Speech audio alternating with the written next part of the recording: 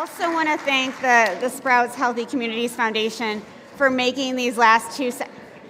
Hey, everyone sit down. You're not allowed to leave yet. I want to thank the Sprouts Healthy Communities Foundation for making these last two sessions possible. And please make sure you come back and join us tomorrow because we're going to pick up part 2 of this Food is Medicine conversation.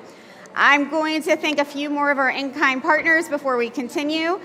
Best Day Brewing, Bonapac, Daily Crunch, Dr. Bronner's, Fairhaven Orchards, Oddbirds, Saffron Road, and Traditional Medicinals. Give them a round of applause, please.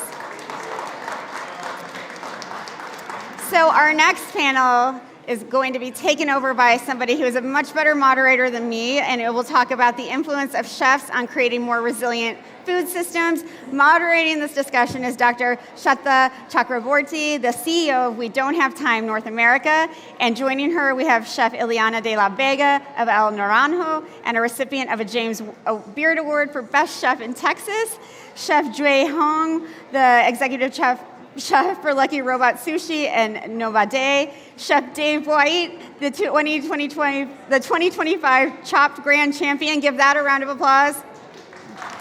He also appeared on Below Deck Mediterranean and is the author of Salted. I love Chef Dave, as you can tell. And Chef Olivia Hernandez, the owner of Her Hospitality, who is behind all the amazing food. I'm getting out of Sweta's way. Thank you so much. Hi, everyone. We've made it to one of the final sessions. We've made it to the end of the day, and you're in for such a treat. Thank you for being here. For those of you, hi, Joy. For those of you coming in, please come in, take some seats, fill it out, and let's get excited because we're celebrating chefs this afternoon. One more round of applause for this amazing group. Thank you all. Okay, I'm going to repeat everyone's name because there was a little transition going on. So just so we're clear who we have on stage, it's a mix of local chefs, private chefs, and you can try their cuisines, I believe. They've been sharing some of their cuisines, so I'd like for each of you to talk about where they can try your food and what your favorite dish is as I introduce you as well. So, Chef Iliana de la Vega from El Naranjo, James Beard awarded Best Chef in Texas. Please, when I come to you, share a little bit about where they can really try your cuisine, especially for those of us who are coming in from out of town. Then we have Chef Jay Huang, Executive Chef of Lucky Robot and Nomade.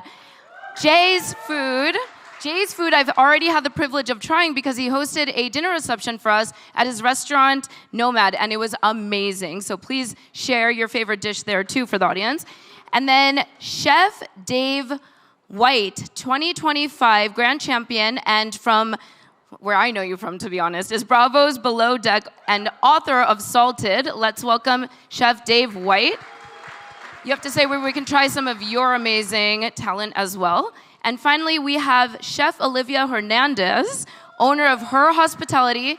And Chef Hernandez, I have been trying your food for the last few years here. So I am so thrilled to have each and every one of these chefs on stage today. Let's just go down in the same order and tell us about yourself.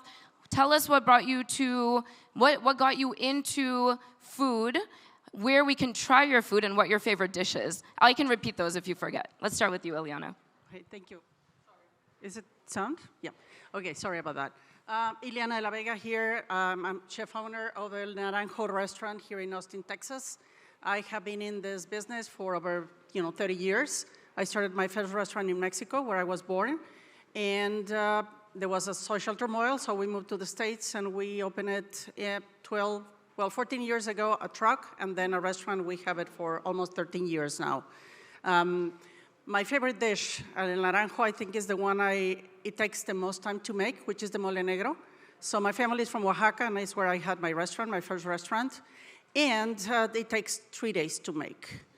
And that is, one of my favorite things, obviously, because I enjoy very much working with chiles, tomatoes, and all the native Mexican ingredients, and that takes a while. So that's my favorite one. Okay, thank you for that. Let's go to Chef Jay Huang.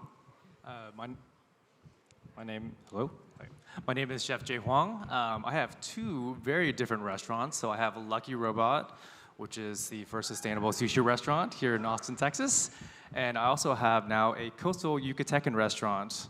So for the 2 restaurants, my favorite dish at Lucky Robot is going to be my Chiqui Toro. this is my ode to a sustainable fatty tuna. So we take sustainably caught big eye tuna, top it with a little pork lardo, flame kiss it, and top it with just a little bit of green onion and a splash of ponzu. Over at Nomade, which you did not have, is going to be the tempura de pescado. Again, an ode to Japanese food, but we use a very traditional condiment called recado negro from Merida. We mix that into the batter, so you get this piece of fish that's jet black. But then we top it with a whole bunch of different sauces, some avocado, crema de ajo, and then some really beautiful gooseberries.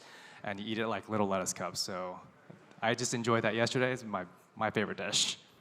Okay, well, I'm going to have to make a return trip before I leave Austin to try that. Thank you. Chef Dave White, same question to you. Good afternoon, guys. Cut a long story short, I started in the industry very, very young. Didn't have much going for me. Diagnosed with ADHD, mild Tourette syndrome. Found the industry, saved me. Cooking saved my life. Been in it ever since, 24 years. Opened up doors for me. Opened up restaurants in the southwest of France. Lost them during COVID, unfortunately. And I was like, what next? Went onto boats, went onto below deck. Found an industry which I loved, passionate about so much. Traveled the world, changed my whole personality, character, met some incredible people. And that's just one thing that I say to everyone. Travel is so important. You know, it opens up so many doors for you. And it's just a learning curve. Don't worry about school. Just get out there and go and cook, because it really did save my life. I love that, actually, a lot. Actually, a lot like you. I think I was a troublemaker, but I have an origin story that's funny. My mom has had food trucks all my life, and she ran this amazing business where she figured out how to support construction companies by creating routes where Rancho Santa Margarita is being built in California. And she figured out that she could she could give credit to the construction workers who are traditionally just like not getting lunch because they're building and they don't have money till the end of the week or whatever. And she just found a way to disrupt with food for us, it was a necessity. We're immigrants, we gotta cook, we gotta do what we can to pay the bills. From that, I went into the printing industry. I went into anything but food because my mom wanted me to go to food. So I said, absolutely not. Heck no. And then I, kind of like you, ran into a crazy kitchen in Silver Lake called El Cid. The person cooking back there, Chef Anders, is actually a protege of 14 years. I met him at El Cid, and he's now here doing this food for us all.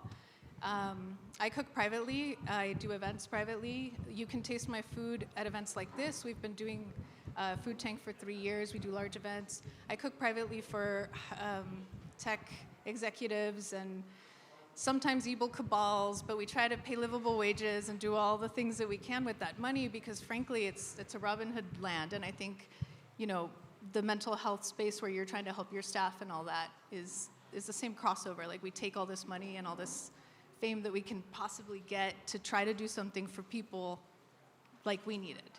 That's it. And you can try my food here. Thank you, Olivia. Okay, so, thank you. Yeah, we can clap. That's good. That's legit. Okay, so you'll notice I packed 3 questions into one, and that's because, like, there's so much to go through and so little time. But there's one question I'm going to throw to all of you because it's really an underlying theme for not just today, but Food Tank across the board and through all the places that it shows up throughout the year, right? From Sundance to the UN conferences on climate and sustainability. Let's talk sustainability. So I'm going to start with Jay. I'm going to throw it to Jay. I'm going to popcorn around. How does sustainability really underpin the preparation of the food and the delivery of the food, and really the ethos of how you approach and think about creating for future generations? So talk about how sustainability factors into your practice, Jay.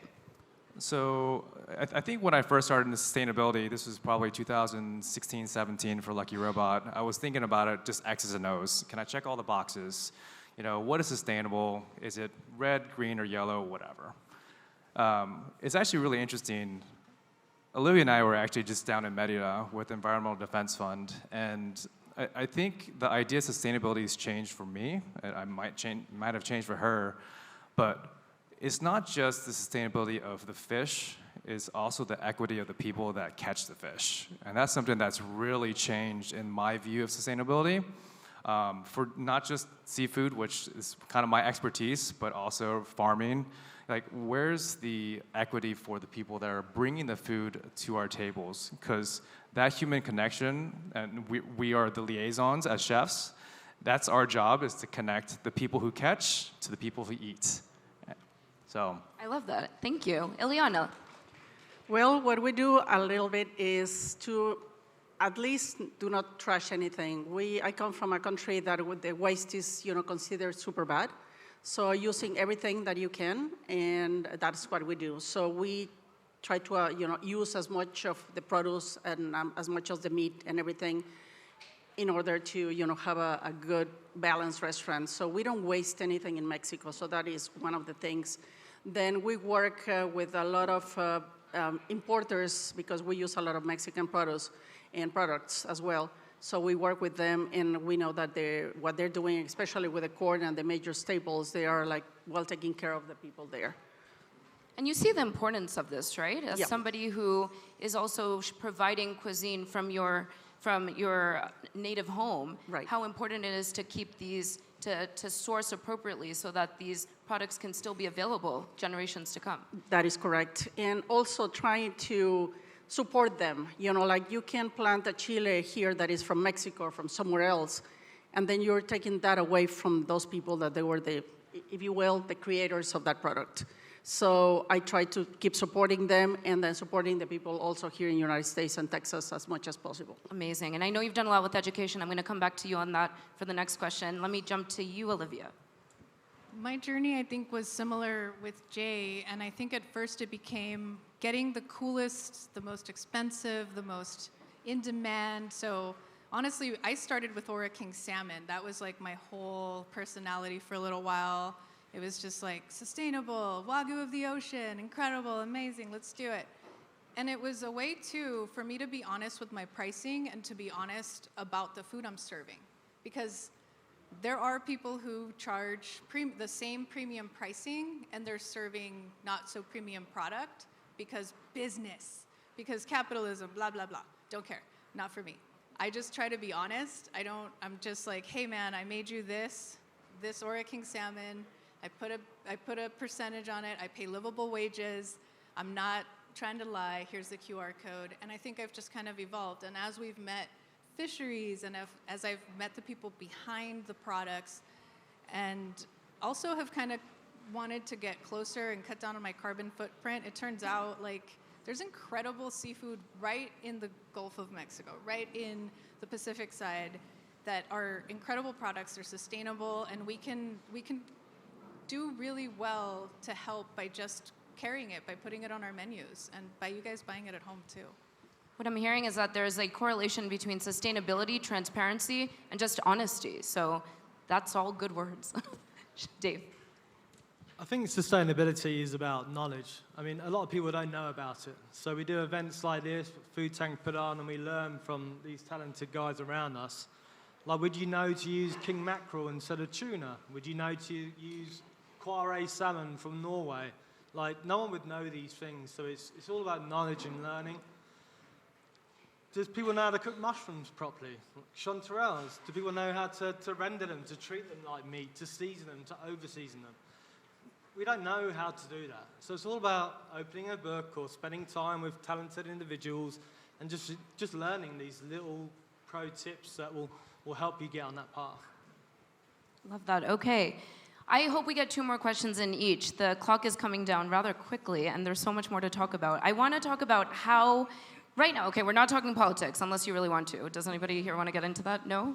No? End of the day, sort of not the kind of conversation you want to start before happy hour? We're not talking politics, but the U.S. is fraught with some drama at the moment. Talk to us about how food transcends politics, right? How about that? I think that's something we can get on board with. And how food brings different types of people together. So food as a cultural connector. Let's start with, let's go back to Dave. Oh. Politics. I've got a couple of friends that love politics, and I always just disappear. I think food does bring people together, fundamentally anyway. It's always a talking point. You could always bring up something, and it's always a distraction as well, like I do when I'm cooking on my Kamado Joe and getting away from those conversations. But I know it's a tough one for me, politics, but I just think food is, like I said before, it's saved my life. I've dealt with mental issues before, and I'm very open about it. I had a breakdown. I'm below deck if people don't know about it. And the camera crew were like, "Do you want us to show this?" I'm like, "Well, what's the point in doing it?" The thing with media is they have a choice to show it or not to show it. You don't really have a choice, but they choose to create the drama, and I guess that is the same with politics, right? Food is a savior and it's a blessing, and it's the only real thing I feel like we have now. You can be, doesn't matter who you are, where you come from, what you do, anyone can always get into food. It doesn't matter. It's a savior, so. Dave, I love that. We'll take your reality TV drama over real-world political drama any day. So thank you. Please keep doing it, because that's what, honestly, draws audiences in and connects us as humans. So, Iliana, talk to us about same thing, and also the role of education for you. Yep. So I think, I get into this business, start cooking and everything to share, sharing. That was my main important thing to do, like sharing with others my passion and the things I like to do. And we have something very important in Mexico, in some countries in Latin America, and also Spain. It's called la sobremesa. And I think that part is very essential, to kind of break into the politics or any dissent that we can have with others, because you can talk about it. You can't just talk about the things. Just like hiding under the table, that is not the solution. We need to talk about it and try to find solutions that work for us. So it's also make it part of your meal, talking about things, talking about the problems you have or the problems they are outside, and then try to come with a solution at least that works in the inner circle or, bigger one. So that will be my take on that.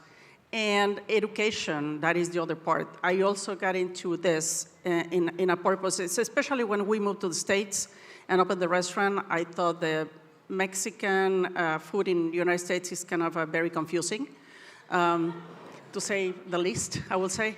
And so it was a little bit of my idea to try to, in a nicer way, to educate what is regional Mexican. And don't take me wrong, I'm okay with Tex-Mex, Cal-Mex, Chicago-Mex, New York-Mex, either one. I think it's a regional cuisine of Mexico too, because in Mexico we don't have only one cuisine, we have many. So just to share all that I have been studying for so long, and it's just to be open to the changes, of course, but also kind of respect the history of our food and connections there. Incredible. Okay, so we just need to feed politicians a little bit better. We need to bring them to your restaurant, and then we'll solve some of those. That'll be lovely. Jay, over to you. I think restaurants in general, and I think we talked about this actually when you were there, it's meant to be a place to escape. Like, we have just so many things happening in our day, like, bills and kids and everything else, right? But the one thing that we all have to do is eat. And when we come together into a restaurant, and you come to my restaurant, you go to Iliana's restaurant, we just want you to escape. Escape to the Yucatan, escape to Oaxaca, escape to whatever you guys themed, like these guys are wonderful chefs, but we want you to escape and relax and let everything else just go by the wayside. And I think that's the true power of food, is it connects people at a common table. You can let all your worries and politics and everything else just go by the wayside for an hour and a half, and then after that, you can continue the conversation outside, but just not inside the restaurant. Olivia, the power of food in connecting people. Well, I've seen the power of food in different ways. I mean, we're seeing it here. We're seeing people connect from all parts, from all places of Austin. So many of us flew in and came in. But I also think food, like Jay said, it's a connector. Everywhere from fishermen to eater and consumer, chefs, it connects us with each other. It brings us solace. For me, food is like my escape. Also, when I'm making food, it's just that thing that I have to do. And I'm usually not putting politics into the food. I'm just like, come sit at my table, let me nourish you, let me feed you. it's a convivial experience. It's like, I'm just nourishing you. I'm feeding you. You can talk to me if you want. You don't have to talk to me. We can just have some good food and chill out. For me, that's what relaxes me, is like making a complicated dish. The way Iliana said, her favorite dish is the one that takes the most time, because you put your body and soul and just, you turn a thought into something people can eat. And I think that's magic in itself. So that's my connection to it. And Love that. Thank you. Some really good quotes there. So, okay, last question for each of you. It's really going to be about how much more do you have to do? Have we seen your best work yet? Or what can we still look forward to? Just talk to us honestly about this. Be candid and give us some teasers of what is yet to come for each and every one of you. I'm going to start with Jay. And I'm also going to let the audience know that we really bonded over both being scientists. He's actually a neurobiologist by training as well. So science meets food intersection much. I love that. So Jay, talk to us a little bit about what's still in store for you. There's a lot in store for me. So just in terms of science, something that I apply every single day is really the scientific method and asking questions. Why? Why is it this way? Why is it not that way? Why should we plate it this way? Why should it taste this way? Who wants to eat this? Who doesn't want to eat this? So a lot of questions that I ask. We're working on a taco tasting at Nomade, and it's like, why do a taco tasting? Who wants to eat tacos? Who wants to pay 45, 85, 100, 110 for a taco tasting? I don't know. But I think ultimately I'm trying to challenge my chefs to become better, and that's now my role. Is not just doing the food itself, but hopefully educating a new generation of chefs to then carry on their own restaurants and their own ideas. Amazing. So keep your eyes on Chef Jay Huang. Thank you, Jeff. Sorry. Jay. Olivia, what's still in store for you? Oh my gosh. Well, this summer we'll be opening a coffee shop if all goes well, but probably, next winter.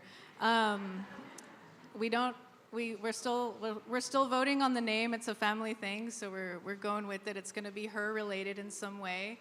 Maybe we're looking at Her Brews and Bites. So I'm excited to invite you all to finally have a place to come and hang out, because I feel like you see the social media, you see the party you can't go to, and you get to come to this one, but then all the other stuff that we post and we show, and that actually helps keep the doors open so that my staff can come and spend these big, long weeks here. That's just what's in store. What's in store is more. Awesome. More reason to come back to Austin. Iliana, can I come to you next? Sure. Well, even I'm getting older, and the restaurant business is a little bit tough on you physically, mentally, and everything, because it's day long. Your day never ends. I still love it. Even my daughter is in charge, basically, of the restaurant now. I'm still in charge of, checking with her every single thing that comes out, or the new things on the menu and such. The other thing I do is, the culinary trips. So I do that, and I love it as well, to show Mexico through my eyes, and especially through the food. And we're expanding to other countries as well. Amazing. Okay, so keep your eyes on these chefs. And Chef Dave, last word to you. Now, audiences know you from television. Is there some TV? I know legally you might not be able to divulge too much, but where can we see you anywhere coming up? Or what's in store? So I just did another Food Network show, which I can't say, but it went well, so to speak. I just had a baby girl, my beautiful wife, little Juliet. So a lot of my time's going into that, 16 hours a day, and then coming home and trying my best to be a good dad. I want to open a restaurant. That's the goal in Florida. But the big thing is I want to do the highest ever dinner party on Mount Everest. That's the goal. 7,500 meters. To raise awareness for mental health, just to put it out there in the limelight, because it's more and more public knowledge now, but a lot of people don't like to talk about it. So I feel like put my life on the line, it might help. But yeah, we're talking about it, and it's an expensive mission, and it's not very quite possible. But a guy called Nims from 14 Peaks, he's interested in doing it. So fingers crossed it comes together in the next few years. So that's the goal. All right, amazing. Well, audience, thank you for staying engaged through the session. Please join me in a round of applause for our amazing chefs. Chef Olivia, Chef Dave, Chef Jay, Chef Iliana. And you can follow them on their socials, check out their food, and please enjoy the rest of your South by Southwest experience. Thank you.